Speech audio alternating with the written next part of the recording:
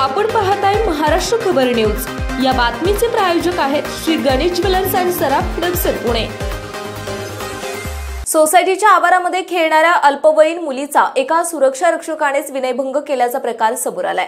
रामटेकडी हडपसर भागात ही घटना घडली। या प्रकरणी वानवडी पोलिसांनी सुरक्षा रक्षकाला अटक केली आहे। बहादूर सिंग मेहता असं अटक करण्यात आलेल्या आरोपीचं नाव आहे। या प्रकरणी पीडित मुलींच्या आईने वानवडी पोलीस ठाण्यात फिर्याद दिली आहे।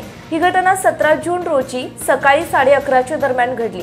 पोलिसांनी दिलेल्या माहितीनुसार आरोपी बहादूर सिंग मेहता हा रामटेकडी परिसरात भागातील एका सोसायटीत सुरक्षा रक्षकाचं काम करतो। फिर्यादी यांच्या मुली या इतर मुलांसोबत सोसायटीच्या आवारात खेळत होता।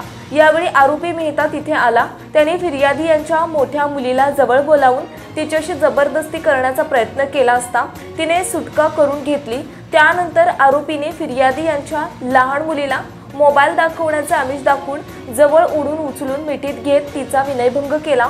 या प्रकरणाचा पुढील तपास पोलीस उपनिरीक्षक आदलिंग करीत आहेत। आपण पाहताय महाराष्ट्र खबर न्यूज। या बातमीचे प्रायोजक आहेत Shri Ganesh jewellers and Saraf Hadapsar Pune.